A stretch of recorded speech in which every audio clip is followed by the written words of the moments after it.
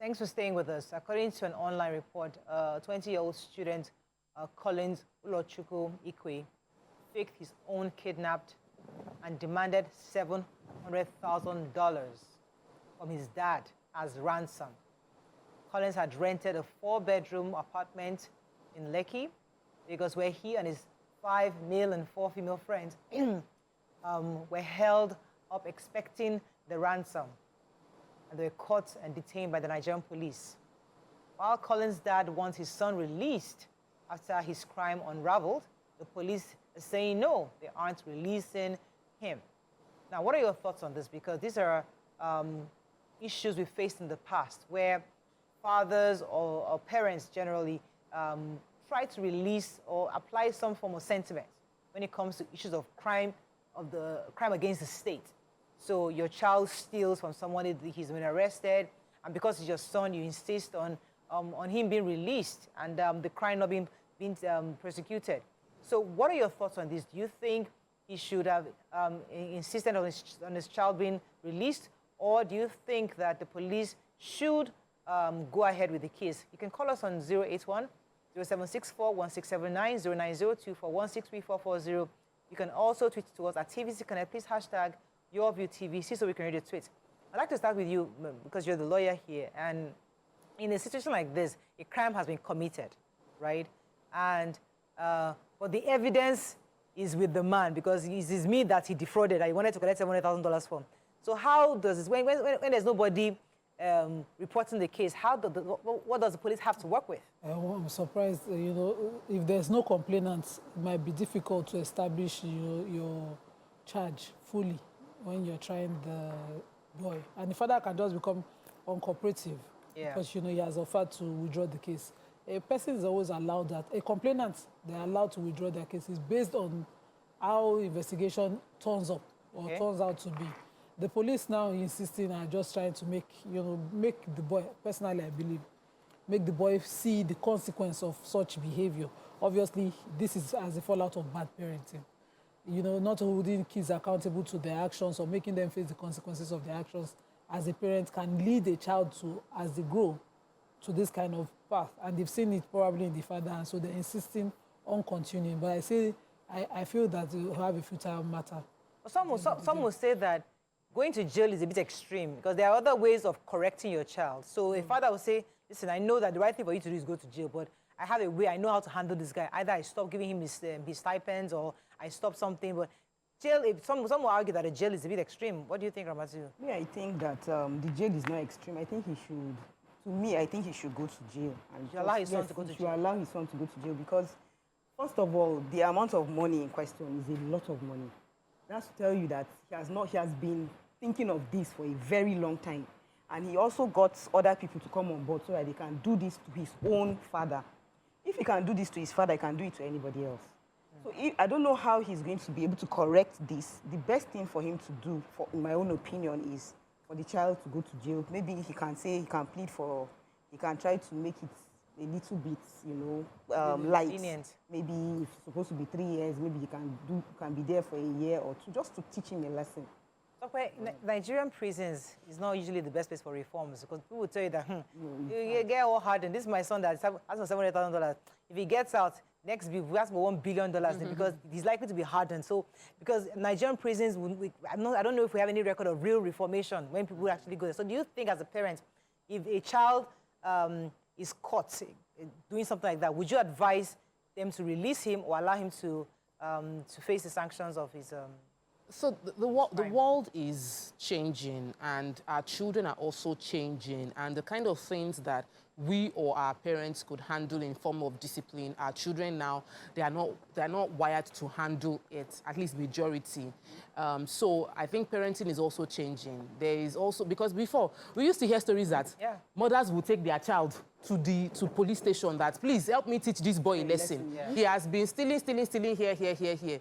And we had this very harsh way of enforcing discipline. But there is now a new wave of knowledge of, okay, let's try another approach. Maybe that might not work. That might make the child become even more hardened in what they are doing. And some children are able to respond to it. So while now parents then they don't know how to say if my child will respond to this form of corporal harsh discipline or if my child will become hardened by it. So it was a gamble thing. But we are now opposite side now, where everybody is thinking, please, oh, help me leave my child alone.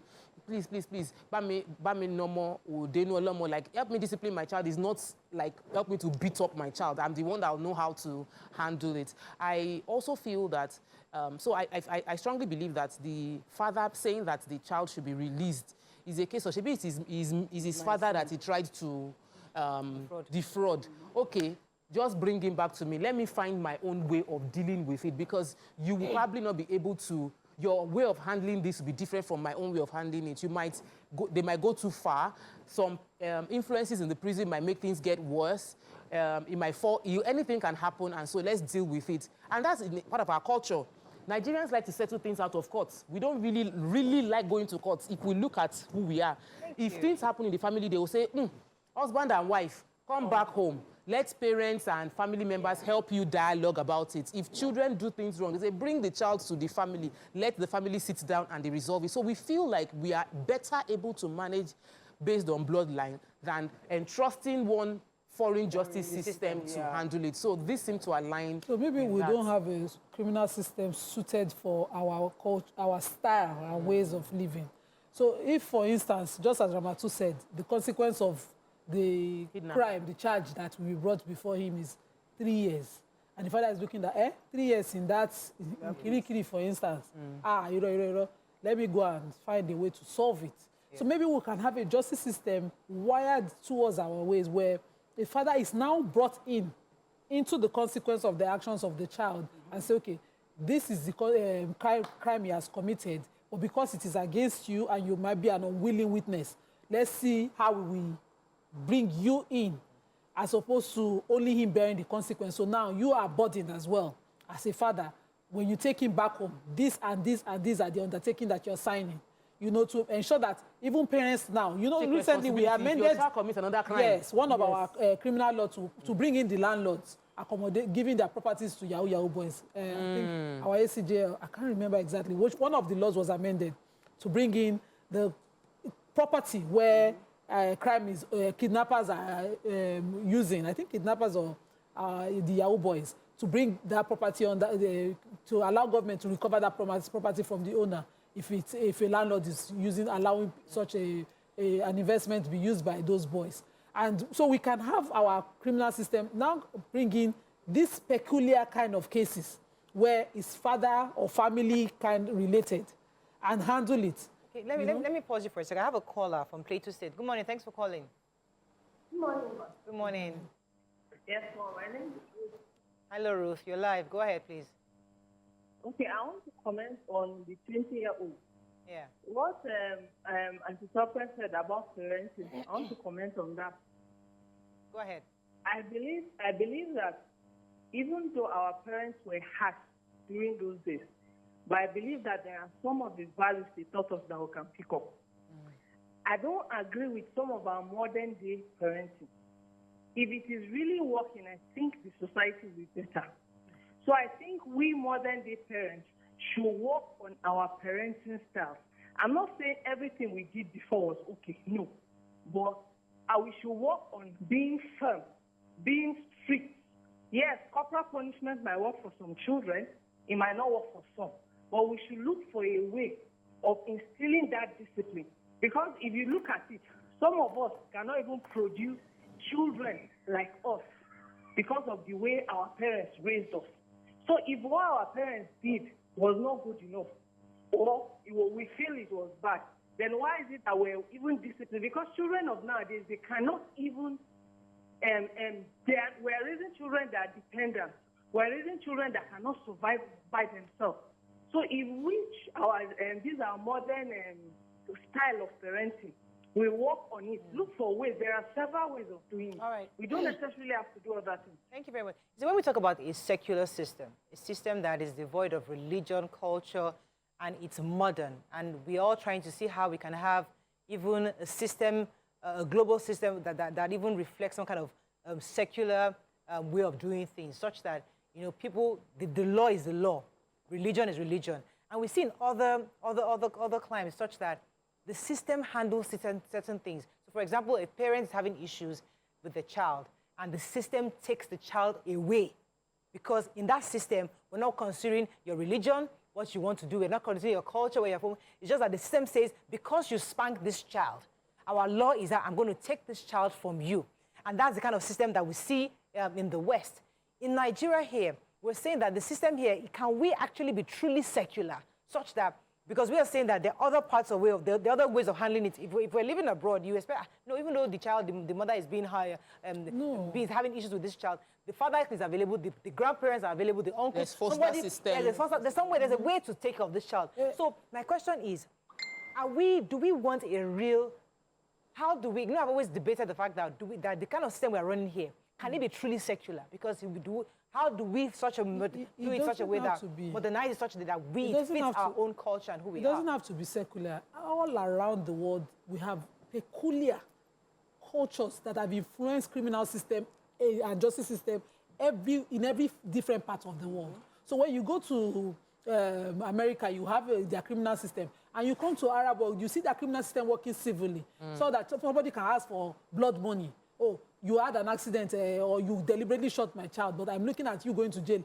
as not a consequence, but he has family, and the family can say, okay, we're asking for the blood money, and they practice it in France. It's different, it's peculiar. But what we have done as Nigerians is that we just went to England and copy. Yeah. And we keep amending. When they amend their own in England, we look at it and say, it's been 20 years. We have not amended. We just go and copy again. You know, can we just design one that covers, and states can even have different ones. That's why you can have the Sharia system working in the penal code and have the one different in the South. We can have it designed such that, okay, where are these people from? In their area, the father can say, I want to be in charge of a 20-year-old adult. The boy in question, a 20-year-old, the consequence of the crime is that, oh, you were the victim of the fraud, yes, but this is your son and he has committed a crime against the state. We are bringing you now as the father to see, even abroad they practice it, where they will bring psychologists trying to see what the childhood of the child was like, or the kind of parenting it was like, and then you are reforming the father, you're reforming the son, as opposed to the consequence of just sending him off to jail where the father, you know, further worsening. So we can have it peculiar to our own. We can have it such that our culture of let's go and resolve is brought in. It was done in Lagos, where a lot of cases were piling up. People were not, looking at mediation as an option because of the cost of it. They created the multi-door court house. We are now compared at compulsory conference to resolve certain issues. When parties fail to resolve at compulsory conference, then the judges come in and fully bring in the full weight of the court. Well, thanks for calling. You're live. Hello, good morning. Good morning, sir. My name is Super. I'm a first-time caller. Welcome to the show. Yeah, the problem is the crime the boy committed is a crime against the state. Kidnapping is a crime against the state. He should be punished for that crime. That he wants to defraud his father is today's crime. Tomorrow, who knows who the boy is going to defraud? So the boy should be punished for the crime. There should not be sentiment. The boy should be punished for the crime. That's just simple. Thank you. Thank you, but you see, I think that was what I was looking for, sentiments, because the truth is that, you see, I'm not sure my question has been answered properly, because there are sentiments that we apply as Africans and as Nigerians. Two companies. One company is run by maybe a Nigerian, and that company is run by a foreigner. The Nigerian, you tell the Nigerian MD that, sorry, my father died, I need a few days. He understands that, okay, he's a family, you're the firstborn, a lot of responsibility lies upon you. He gives you money, he gives you a few days off. The whole office is rallying around you because your father, who's 89, has just died. A company run by a foreigner doesn't understand your father died in hands, so why do you want to take a few days off? Why are you selling a car in the office? And they're insisting that in this office, you cannot do that. So it is also, there are two different ways of looking at it. So my question is, as our country, as we're trying to really move this nation forward, and as a father whose child has been arrested for a crime against the state, is it right for you, if you want to move this nation forward, to say, listen, let me apply sentiment, he's my son. Allow family to deal with him. Or should you say, because I want a progressive Nigerian, I want the system to work, let me allow my son to really let the state handle him, let me even look the other way? Is that the way, is that the way we're going to move this nation forward? It's not my child that he will use to move nation forward. That's a sentiment that is valid. Exactly. It's a very somebody's valid child sentiment. was used to move the nation forward in the different countries for the country we are going to. I also think that, I'm just, that was just an aside, but like, that's the mindset people would have, like, it's not my own child you want to use to move nation forward. It's not my own child you used to do scapegoats. But I love what Nima said.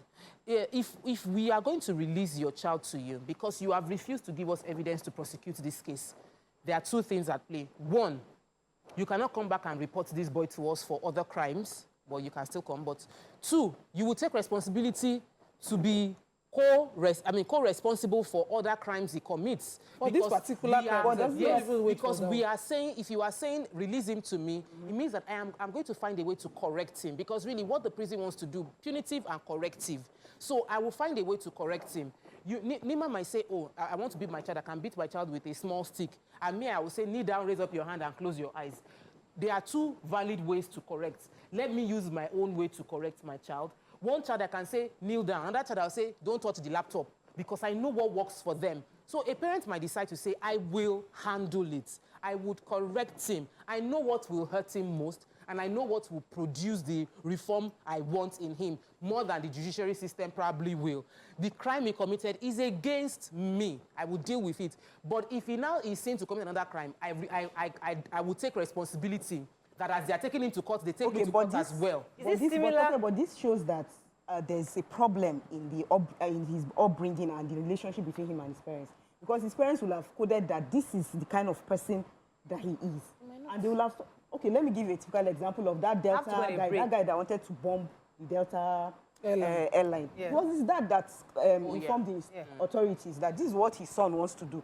He noticed, he took note of the, he noticed some things, the way the guy was behaving and all, and he quickly brought the authorities. Let me go on a very short break. I'm going to build on that. Stay with us, we'll be right back.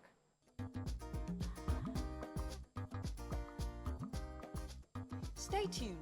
Your View will be right back. So staying with us, we're still discussing parenting, especially when it comes to crime against the state and making choices on protecting our children versus making them face the wrath of the law. And you talked about Mutalab's father. And going back to, I don't know why nation building keeps ramping up in my head, because he did not act like an average Nigerian who will see that and say, you know what, I'm going to report you to the authorities. He actually reported to the authorities, which is totally against what most fathers in Nigeria would have done, you know. And that's where I was going to go with the issue of nation building as a nation. When we said that it's not my own child used for scapegoats. You know, I mean, then something came to mind when I was asking, I don't want to speak for him because I don't know what was in his head. I've always used him as a reference as Mr. Femi Falana. All his children went to school in Nigeria, you know, and it was at the time where he had the means to take them outside the country. And I was wondering, like, how come he was a choice he made as a Nigerian, because he felt that he didn't want to join the bandwagon of sending children abroad. He just felt that they can be educated here and still have the opportunity, when they are done with their first degrees, they can move to anywhere in the world to have their masters. It's a decision he made as a father. A lot of people today would have that decision, say, you know what, no, me, I can't, it's not my own child to come and used to come and say pro-Nigeria. I am going to find a way to carry my child because I want them to have the best. There are different ways. It's just an example. Same thing with Mutalab, saying, you know, it's my own child, I'm going to sacrifice myself because I need to show the Nigerians that we are actually upright and we can actually be pro the rule of law. So, in your view, do you think, if we're thinking of it in the sense of nation building, are we willing to sacrifice our loved ones, their comforts, their privileges, because we want to try to show that we're patriotic in a way? So patriotism will still be subjective, it will vary person to person. And the consequence of those sacrifices will live with them. I saw the documentary on Mutalab's father after several years, I think it was 7 years after, and how he was doing. He wasn't doing fine. His son is in prison in the US. He's plagued by, you know, guilt. The guilt of, you know, but in that interview, he said, I'm relieved he didn't take the lives of other people. So very important. There was a huge, bigger consequence. Yes. So you see why Tope would say what she said, like this boy's father would say. He was the victim. he did not see his son. It takes a larger mind or a bigger mind to think, oh, what if it was someone else? But in this case, it was me. Can I get the opportunity to reform or be a better parent than I was? Maybe because maybe he's taking some, amend my ways. You know, it was me. Mutalab's father was sitting down, having raised a very good child religiously, and was shocked that the boy had been radicalized, and the boy was going to take down a whole plane full of human beings. Not cows, not goats, not animals.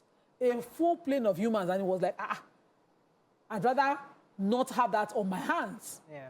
And allow the boy face the consequence of what he had done. He was arrested with the explosives on him, and he was facing the consequence. But is it easy for the dad? Alhaji Ahmed, I'll come to you, Ramatu. Alhaji Ahmed, you're live. Thanks for calling. You're live. Yeah, good morning. Morning, sir. My sister. How's everything? Yes. Yeah, please, I really love this program. Kudos to you people. Thank you, sir. You see the word of indiscipline in this world. We really lack indiscipline. We really lack indiscipline.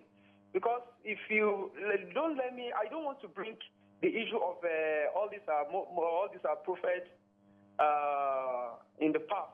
Because if I may ask this my very sister with you there, she knows the history of most of our religious leaders in the past. Because some time ago, there is somebody we call Sayyidina Umar. May the peace of God be upon him. Because of what the child did, he sacrificed. He allowed them to discipline the child. He doesn't look at the passion of the discipline, what they will do to the child. But because of that, God really, we know what God did to him. You understand? Just because of that discipline. So may Almighty God give us the passion to have a self-discipline to our children. Yeah. Thank you very much. You're going to say something, Ramatu. Yes, and also, it depends on the crime. If it's just maybe the child went and stole a phone, something small, but a big crime like kidnapping, and look at the amount of money in question, $700,000. That money is a huge sum of money. And he didn't only do it alone, he did it with other people. So to me, I still believe that it's best for the father to let law take its place. That's what I believe. I also look at it that we might not know the intricacies of what is going on inside. You know, there are things that we tried to do. I've heard stories of husbands and wives that are going through challenges, and the woman will be like, if something should happen to him, just out of the emotion of the moment.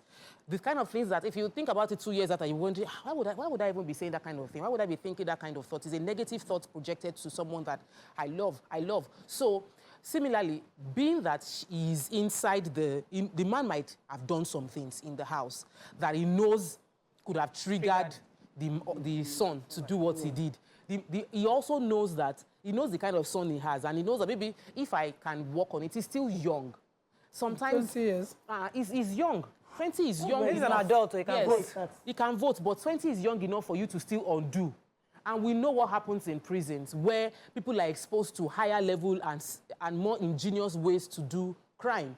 And they get sucked into it. There are several cases, the high rate of recidivism, going back to the prison. When people come out, they end up going back there because of the culture within that place. So if you can do anything to avoid your child getting into prison, do it, but be responsible enough to say, if something else happens and this boy is responsible for it, and it hurts and brings harm to someone or to the society at large, I am responsible. Like Mutalab's father knew that he took responsibility, that if this thing had happened and people died and I was aware, I'm responsible. Similarly, this man too should know that if for any reason his son doesn't get prosecuted and other people are endangered by the action of his son, he is responsible for those people's danger. Let me take Olabi that comes to you, Nima. Olabi, thanks for calling. You're live.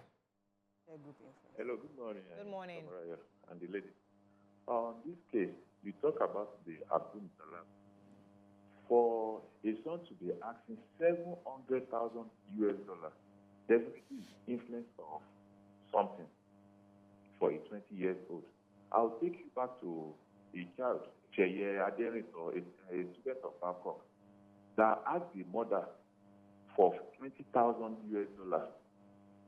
And the woman said, I won't give you. If you still Google the name, you still pop it out. And he sliced the woman's throat and killed the woman. The boy is still in jail up to date. And there's a story whereby, this one is even personal to me. A Covenant student came to me. Then I'm still managing a lot at Ikeja here, and said they want to sell a Range Rover. The man I'm working with them, and I fought the man during independence. So they brought the Range Rover, HSC there. A student, and I called the man that they want to sell this Range Rover for $3 million. The man said it's a good deal.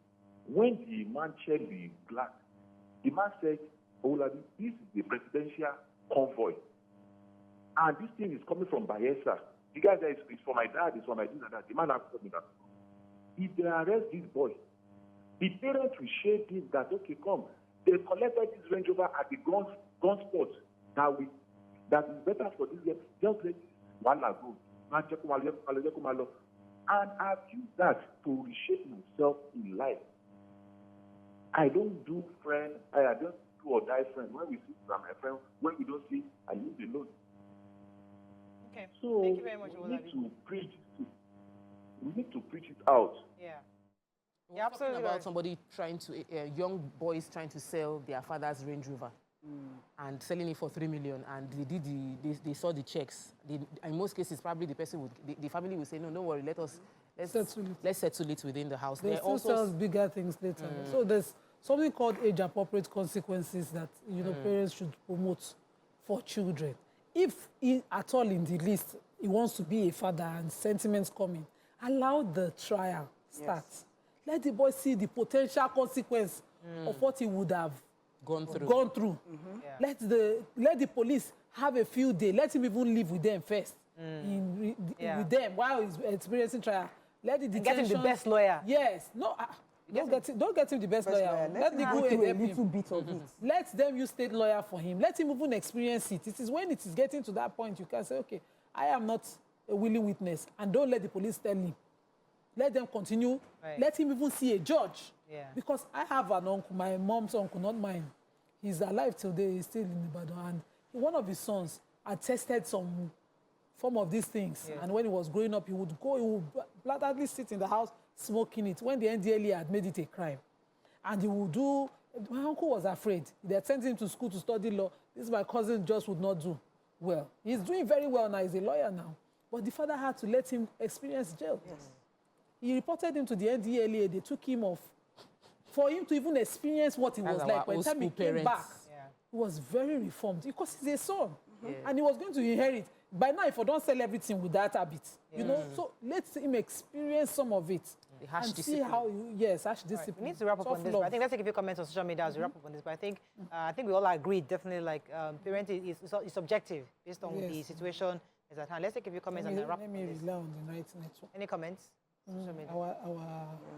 Forgot YouTube people. Yes, I forgot them all. Okay. Sorry. All right, let's. So I mean, we can take it when we're wrapping up on this. So we're not coming to the next topic. Let's go on a topic. I think generally, in a nutshell, we also need to ensure that I believe that in situations like this, it's always good to let the law take its course. But I think, as Nima has said, also involving sentiment is also crucial because it's your child.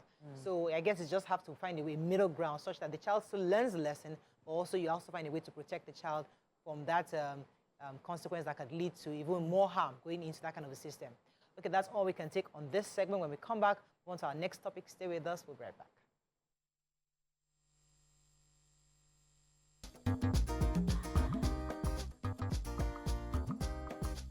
Stay tuned. Your View will be right back.